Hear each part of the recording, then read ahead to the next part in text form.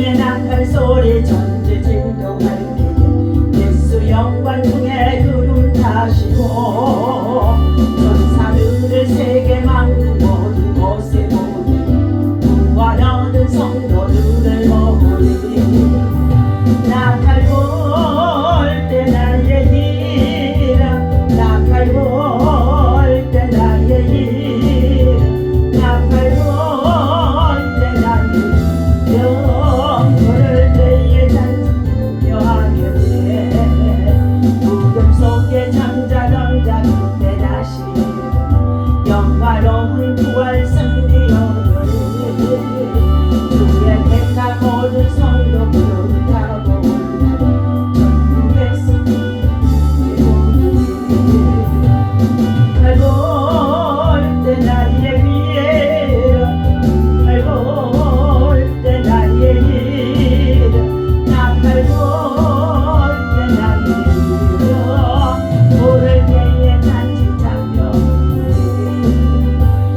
님 다시 오실 날을 우리 알 수 없이 항상 기도하고 깨어 있어서 믿음으로 보자 앞에 우리 나가서 그때까지 참고 기다리겠네 나팔 불 때 나의 힘 나팔 불 때 나의 힘 나팔 불 때 나의 힘 물을 때에 잔여하니 주의 성성하고 함께 합심해서 기도합니다.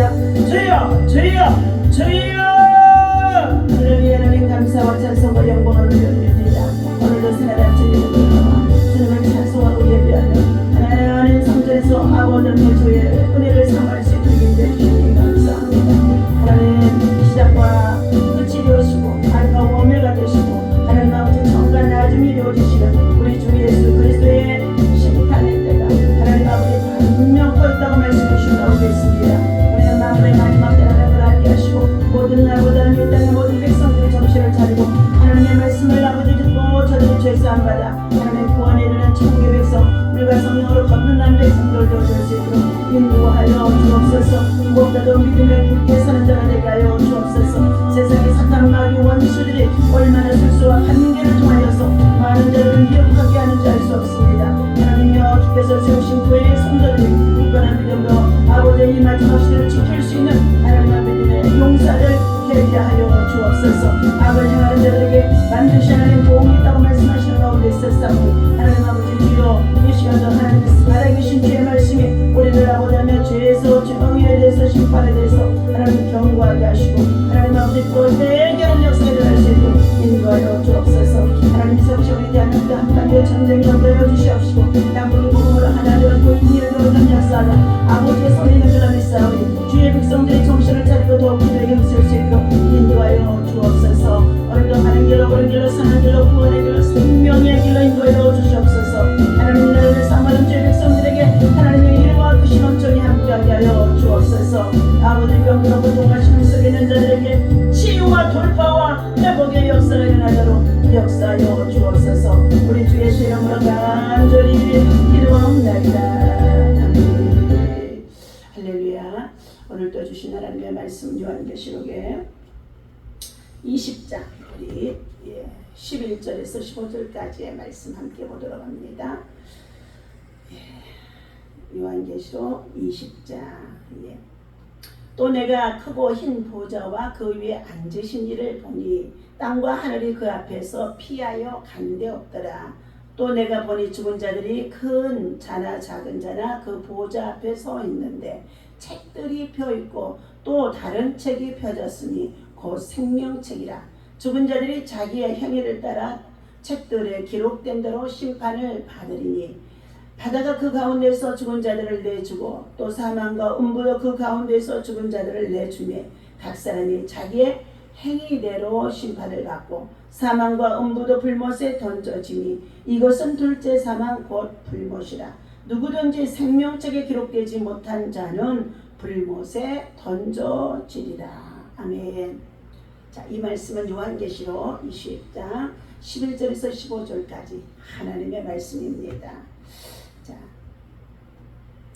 우리는 믿음에 굳게 서야만이 세상을 이기고 또 마귀와 사단과의 영적 전쟁에서도 승리할 수가 있습니다.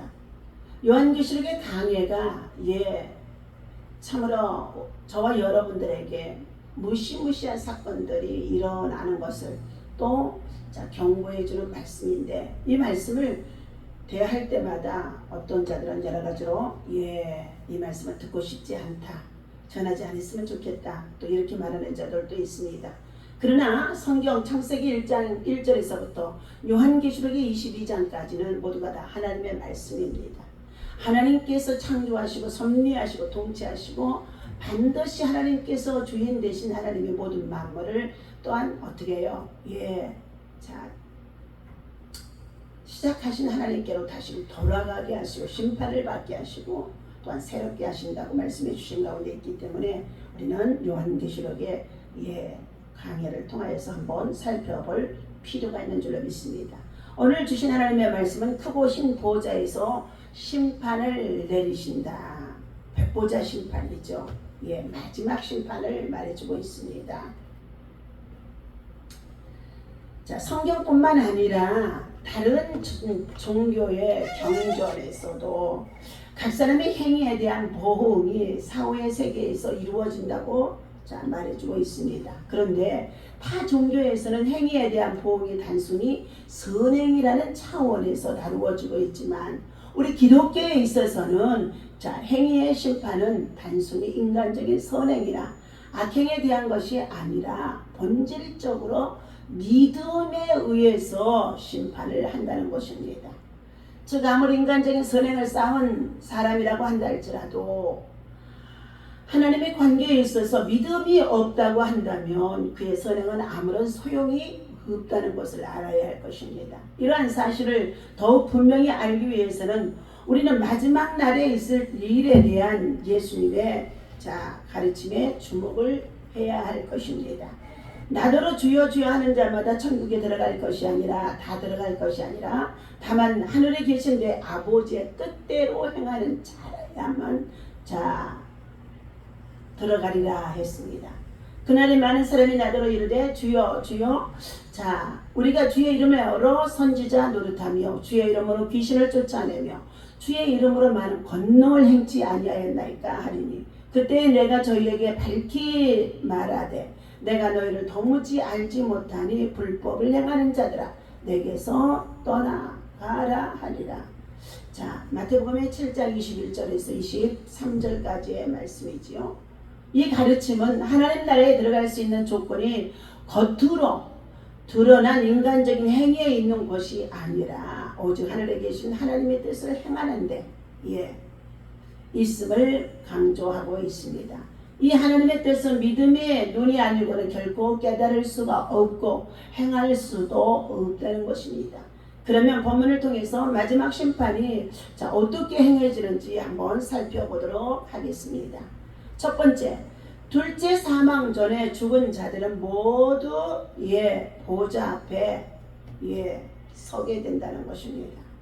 하나님의 심판은 어느 한 사람의 외에 없이 모든 사람에게 적용이 된다고 말해주고 있습니다. 즉 피조물인 인간은 누구나 하나님의 심판대 앞에 서게 된다는 것입니다. 그럼에도 불구하고 어떤 신학자들은 하나님은 사랑이시기 때문에 지옥을 만드셨을 리가 없다고 주장하면서 마지막 날의 심판을 부인하기도 한다는 것입니다. 그러나 성경은 여러 곳에서 하나님의 심판이 있으며 그 심판에 의해서 어떤 사람은 영생에, 어떤 사람은 둘째 사망 곧 영원한 지옥 형벌에 처해진다고 기록해주고 있습니다. 그러므로 성도들은 이 세상을 살아가는 동안에 마지막 날 있을 심판의 보좌 앞에서 서는 심령으로 살아가야 한다는 것입니다. 그러한 성도들은 하나님 앞에서 끊임없이 두렵고 떨리는 심령으로 살아가기 때문에 위선적인 신앙생활을 하지 않게 된다는 것입니다. 그래서 예수님은 엄중한 어조로 다음과 같이 가르친 것입니다. 충성되고 지혜 있는 종이 되어 주인에게 그 집 사람들을 맡아 때를 따라 양식을 나누어 줄 자가 누구뇨? 주인이 올 때에 그 종이 이렇게 하는 것을 보면 그 종이 복이 있으리로다. 내가 진실로 너희에게 이르노니 주인이 그 모든 소유를 저희에게 맡기리라. 만일 그 악한 종이 마음에 생각하기를 주인이 더디 오리라 하여 동무들을 때리며 술 친구들로 더불어 먹고 마시게 되면 생각지 않는 날 알지 못하는 시간에 그 종의 주인이 이르러 어미 때리고 외식하는 자의 받는 자 율법에 처하리니 거기서 슬피 울며 이를 갈미 있으리라. 마태복음 24장 45절에서부터 51절까지의 말씀입니다. 두 번째는 행위의 심판이 행해진다는 것입니다. 구약 성경에 있어서 행위의 심판이 언급되어지고 있는데 시편 62편 12절과 잠언 24장 12절 그리고 에레미야 17장 10절 에스겔서 18장 30절에서도 또한 신약 성경에서도 예수님의 가르침을 비롯해서 마태복음의 16장 27절 또 사도들의 가르침에서도 행위에 대한 심판이 언급이 되어져 있습니다. 로마서 2장과 6절 그리고 고린도후서 5장과 10절 베드로전서 1장 17절에서 철저히 기록해 놓고 있다는 것입니다. 이와 같이 행위에 따르는 심판은 성경 전체의 중심 사상 중에 하나인 것입니다. 그리고 이 사상은 철저히 하나님의 공의의 속성에 근거하고 있다는 것입니다. 하나님은 완전한 공의의 속성을 지니신 분이시기에 선악간에 인간의 모든 행위에 살펴보시고 구분하셔서 그에 따른 심판을 행하신다는 것입니다. 그렇기 때문에 그의 심판대 앞에서는 인간에 감추어졌던 모든 행위들이 벌거벗은 듯이 드러나게 된다는 것입니다. 인간의 법정에서는 감추어지는 부분들도 많고 잘못된 심판들도 행해질 수도 있기도 하지만 근본적으로 인간의 능력의 한계에 의해서 비롯된 것입니다. 그러나 하나님은 인간의 머리털까지도 세신 바 될 정도로 인간의 모든 것을 다 아시고 감찰하시고 우리의 생각까지도 살피신다고 말씀하시면서 공의의 심판을 하신다는 것입니다. 세 번째, 생명책에 기록되지 못하는 자들은 불못에 던져집니다. 성경 여러 곳에서 생명책에 대한 기록이 많이 나와 있습니다. 그 생명책에는 구원받은 자들의 이름이 기록되어 있습니다. 요한계시록 3장 5절과 말라기서 3장 16절에서 18절에도 기록이 되어져 있습니다. 빌립보서 4장 3절에도 말씀해주고 있습니다.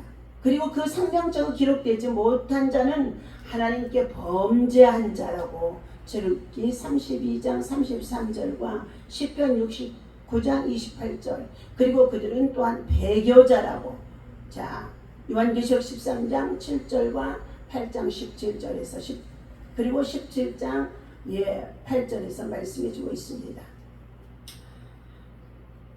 그렇다면 본문에서 언급된 생명책에 기록되지 못한 자는 다 한마디로 예수 그리스도를 영접하기를 거부한 자들입니다.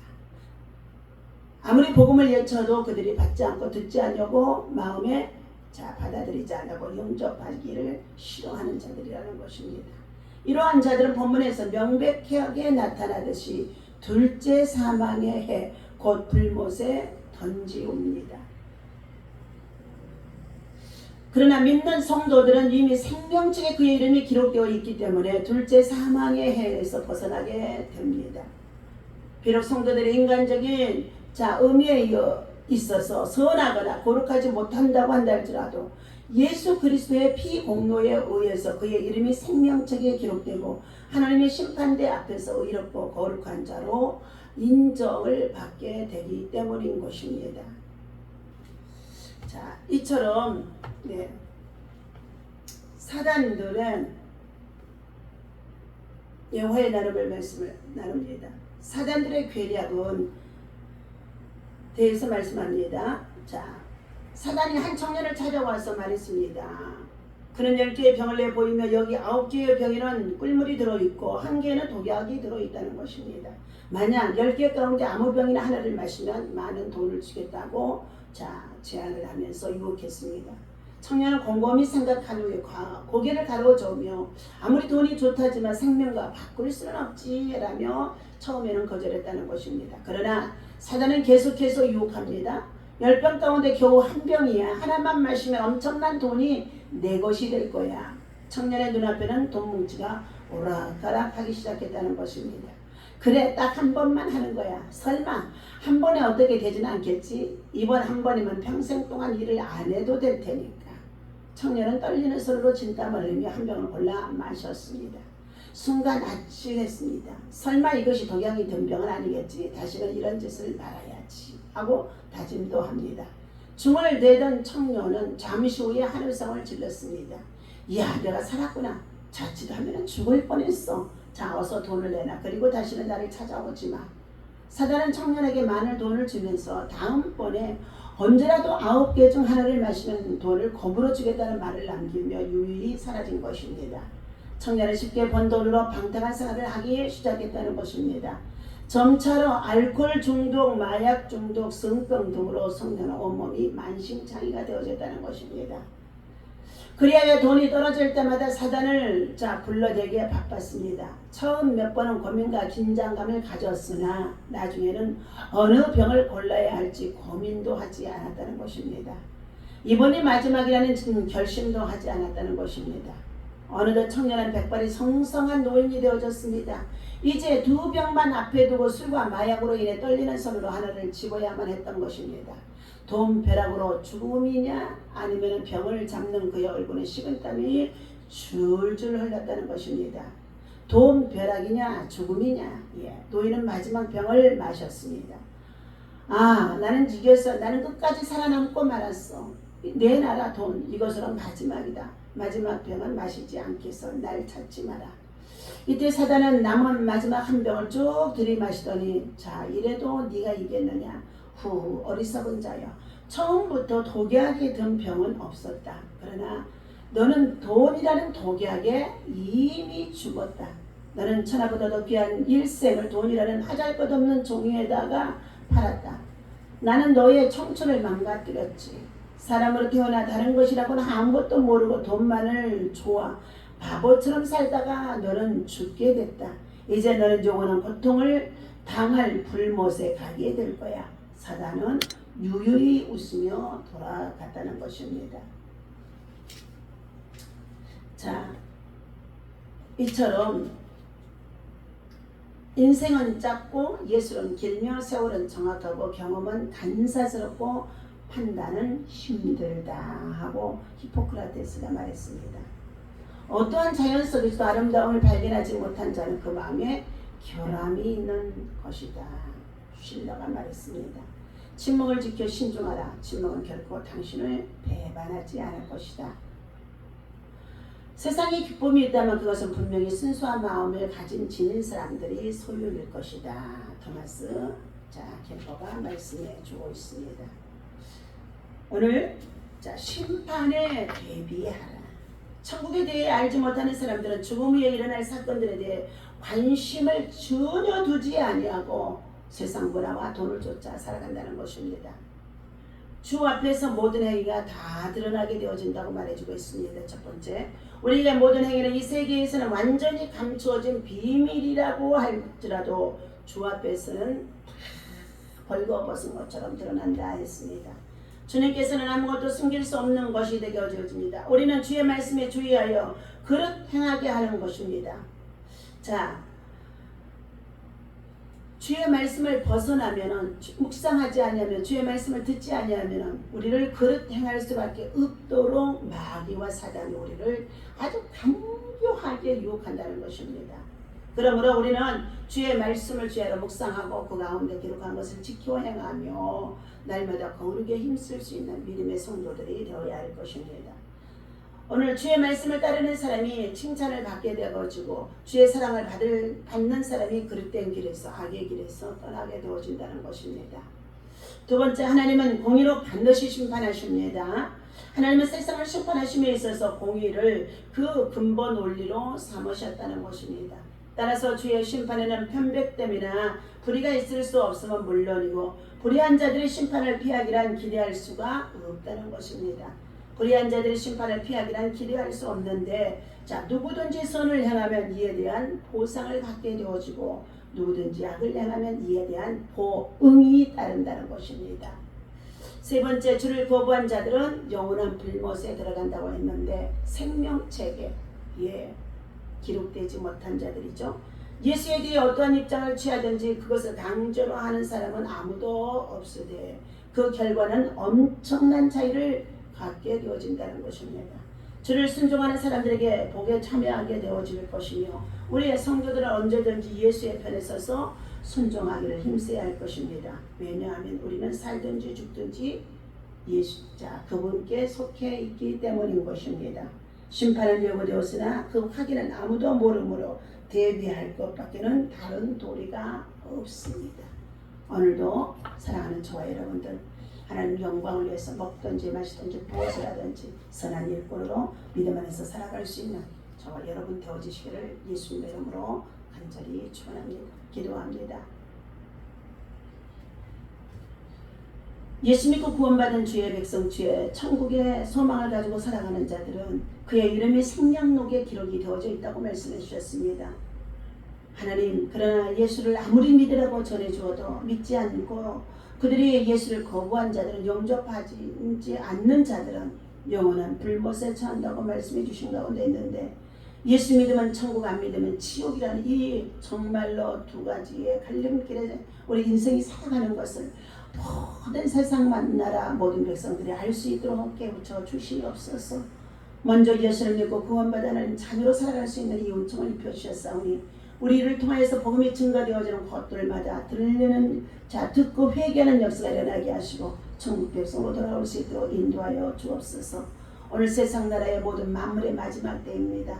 하나님, 되어지는 징조들이 예수님의 재림 직전에 일어날 사건들이라고도 말합니다. 때와 시기를 분별할 수 있는 시세를 아는 자가 되라고도 말씀해 주기도 합니다. 깨어있는 주의 종들, 아버지, 임박한 주님의 진노가 우리에게 가까이 다가옴을 알 수 있게 하여 주시어서 오늘도 하나님 나라 거룩한 주의 백성으로서 말씀을 아버지 하나님 삶에 적용하고 실천할 수 있도록 인도하여 주옵소서. 오늘도 하나님 나라 거룩한 주의 백성 가운데로 한 생명 한 명의 생명들이 아버지 하나님 돌아오는 역사, 구원의 역사, 믿음의 역사, 복음의 역사, 선한 길로 인도함을 받는 역사가 있어지는 삶이 되어지도록 우리의 삶을 통하여 복음 전하는 전도자가 되게 도와주옵소서. 우리 주 예수의 이름으로 간절히 기도하옵나이다. 아멘.